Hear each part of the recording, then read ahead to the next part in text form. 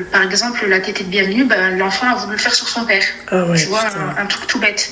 Et en fait, à chaque fois qu'il était en contact, donc son fils, Ouais, avec la sa... première personne qui l'a senti, c'est son père, du coup. Voilà, exactement. Et en fait, il rejette complètement sa mère. Ouais, mais ça, c'est... Ouais. Ouais.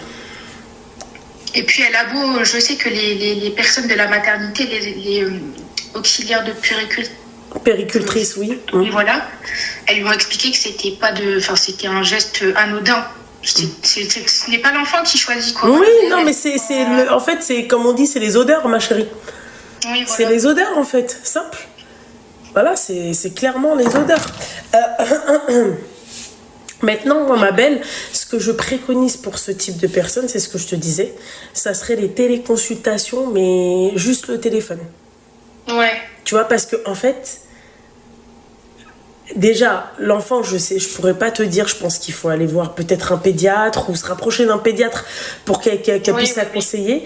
Mais en tout cas, pour elle, pour pas qu'elle reste dans cette dépression et tout, je lui conseillerais d'aller voir une spécialiste, ma chérie. Parce que là, c'est délicat. Déjà, elle doit être, mais dans un mal pas possible. Tu t'imagines, ma chérie, t'as porté un enfant 9 mois, d'accord, et t'attends ce moment-là, tu vois, peut-être de lui donner, tu vois, le sein, comme t'as dit, la tétée de bienvenue et tout, voilà. Et t'as pas ça, en fait, c'est tout autre.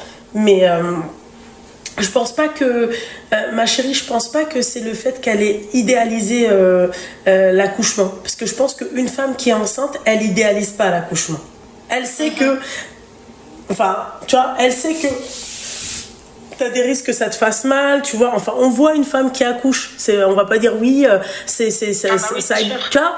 Donc, je pense pas qu'elle a idéalisé l'accouchement, mais je pense qu'elle s'est pas dit que ça aurait pu aller jusque là. Oui, voilà. Voilà. Parce que, comme je t'ai dit, en fait, c'est une accumulation de tout, et en fait, elle se sent à cran. Et en fait, moi, elle m'a expliqué, elle me dit, franchement, j'ai honte de te dire ça. Je lui ai dit, mais faut pas avoir honte. Je dis, c'est naturel, tu fais pas de mal à ton enfant. Voilà, elle me disait, des fois, il pleure, j'essaie de le prendre à bras, j'essaie de le câliner et tout, il veut pas de moi, et moi, je le pose dans son lit et je ferme la porte 5 minutes parce que je sens que je vais exploser. Et elle me dit, mais je pense qu'elle devrait voir quand même un pédiatre par rapport à son enfant. Tu peux pas, en fait, tu peux pas rester comme ça, ma chérie. C'est mort. Ouais, c'est sûr. Tu vois, tu peux pas rester comme ça, ma chérie.